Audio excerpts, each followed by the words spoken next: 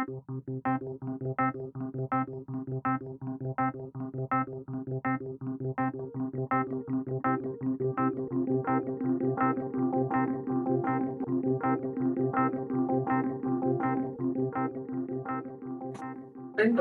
as Fisheries Commissioner, and now as, of course, as Chief Executive NFDB, this is a transition from a state body to national level body. Now, since you have experience in both these areas, now do you think there is some gaps in the aspirations of a state department and the national level policy making, and whether this can be bridged in? Absolutely, because India is such a big country, diverse, so much diversity, geographically, climate point of view, it's so different. One part is different from other part, but there will be a single policy, there will be a single strategy. So naturally, here the question is of priorities. Every state within its that framework of its climate, it could be socio-economic climate or the weather related climate, it will have its own priorities. So this is my priority.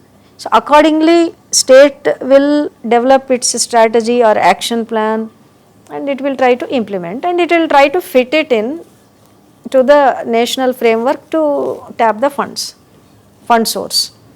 So now if we take earlier Andhra example or Telangana example, Telangana ka priority was what? It's an inland state. It has one of the largest inland water resources in the country. Compared to its geographical area, it is quite, it doesn't have a coast. So it has to develop its inland water sources. And it has certain species preferences, for example. And it wants to cut down the imports from other states, and it wants to develop its own resources, natural resource. So they want also, so what Telangana did, they went for 100% seed stocking in all the water bodies which are suitable for fisheries activity. Only two kinds of exemptions were given.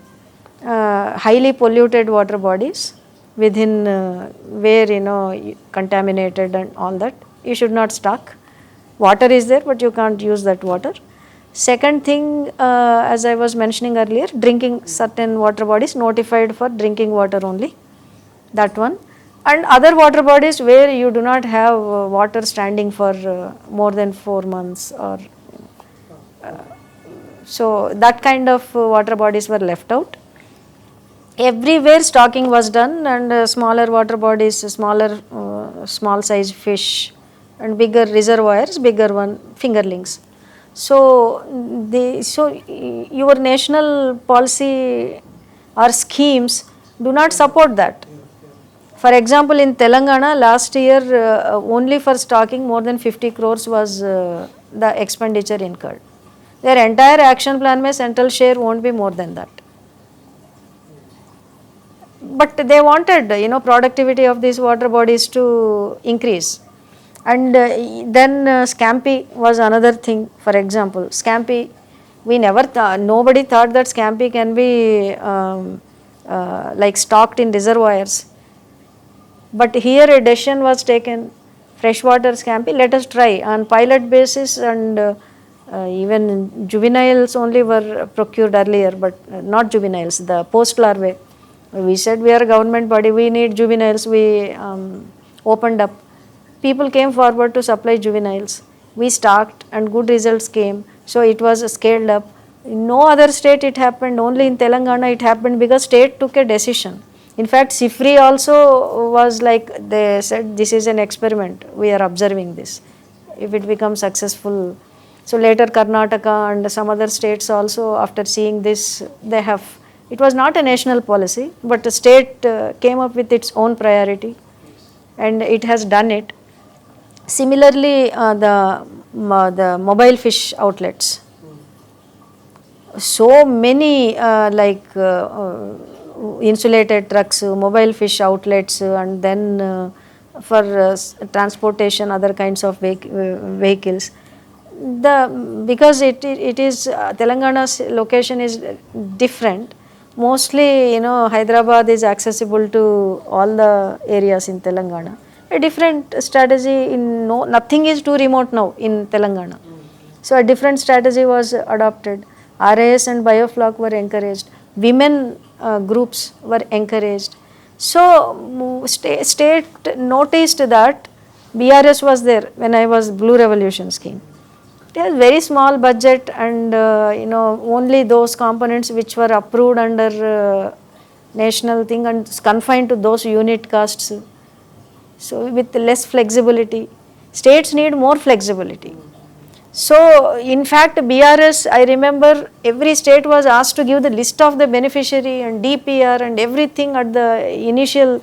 For state, it is very difficult to give so many details in the beginning. That's why after PMMSY came into existence, we dispensed with, we don't need it, we have to leave it to the states, that much flexibility. You will give a list, you can't stick to it, and then again, it will be going in circles.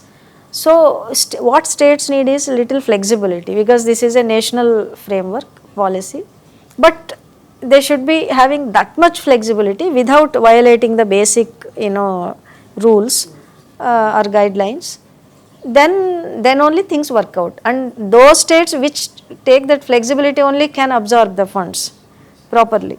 That's why in many states you will see funds not getting absorbed properly, because they go in sanction, you have to do like that only. So this is here, the problem arises. But as I can see, if states take at their level some decisions but not violating, government of India also does not generally object. But the state should have that, kind of will to take it forward. Not all states will have that kind of ecosystem.